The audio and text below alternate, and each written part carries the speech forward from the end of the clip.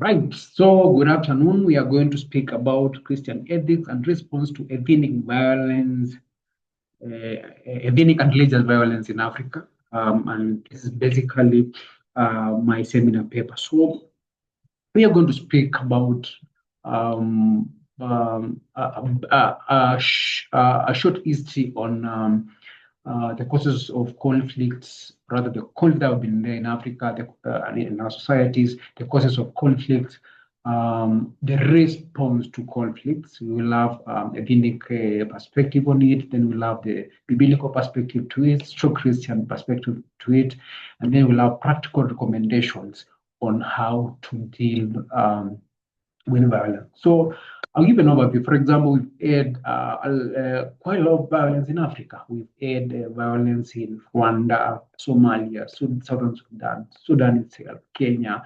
Recently, we had violence in Tanzania.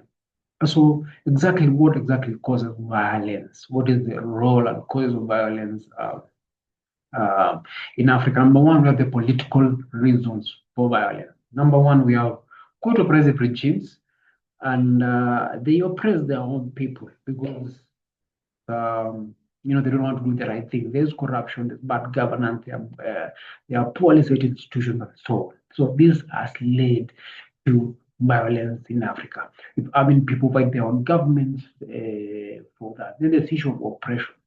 People have been oppressed, dearly and deeply, and this leads to violence.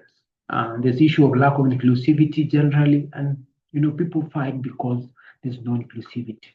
Economic reasons, very scarce resources, right? We are having very scarce resources, and people fight for the available resources. Even when people migrate, people will fight for jobs. People fight for housing and water and so on. So these are an overview of what has caused violence uh, generally in Africa. So what are the ethical perspectives on violence? We have the natural law. The natural law states that human beings are inclined to do the right thing.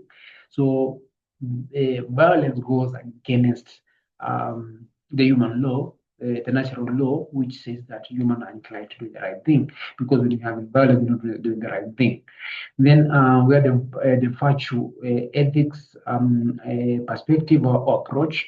The moral fiber of a society is actually the ethics and virtues, right? So when there's violence, there's no following on the virtue and ethics in society. Then we have the liberation theory, or what we call liberation theology.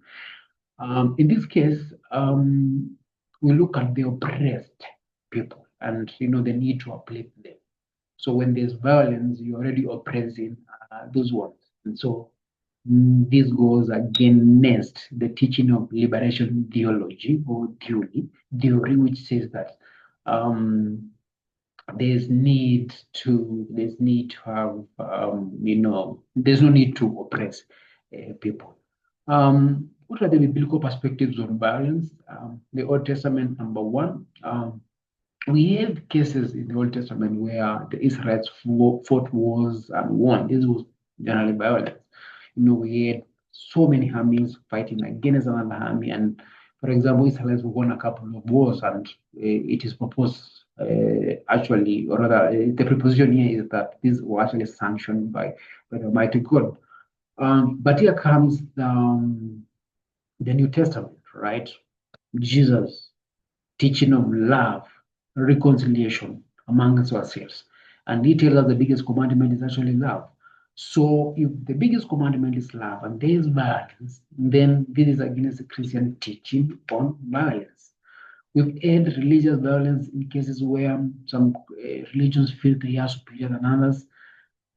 Religion has been twisted. And I will give an example of uh, terrorism who abuse religion the wrong way and to fight other people and even kill them. But that is not the teaching of love.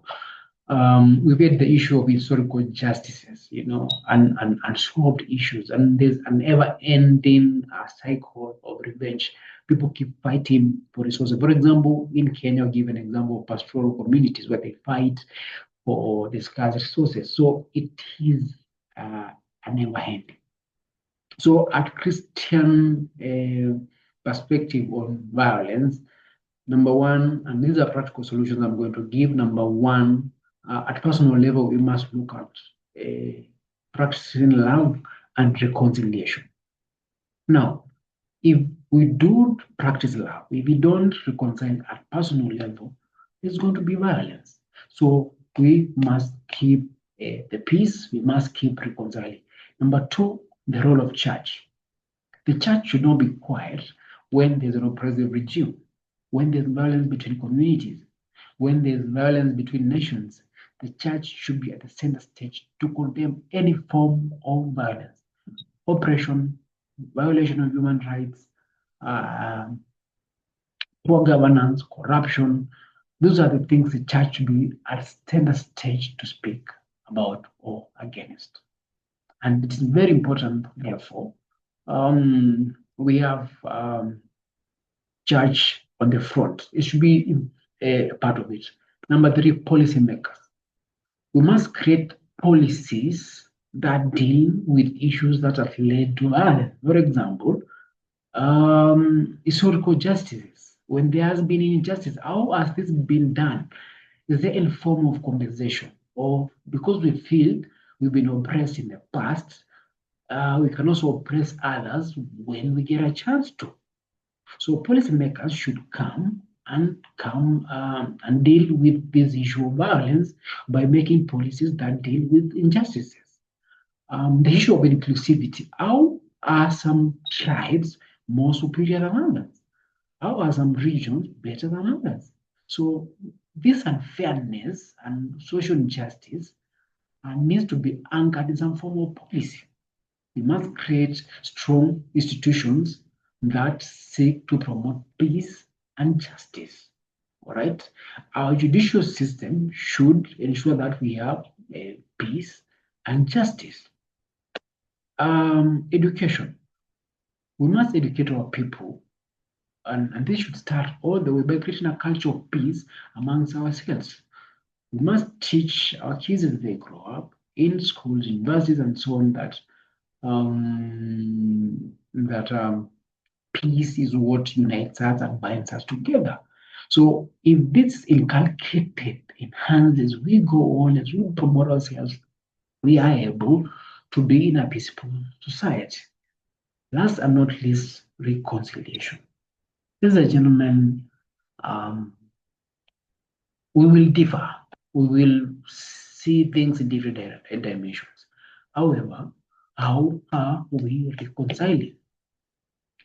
We should have dialogue, and fighting or violence should be the last resort. So as long as we practice this, the issue of violence will not be there. The issue of religious inclined violence will not be there. Remember the teaching of Christ, teaching of the church, the teaching of Christianity. And basically, this is my perspective on how ethics, number one, and Christian values can, or rather, how ethics and Christian values respond to violence. Thank you very much.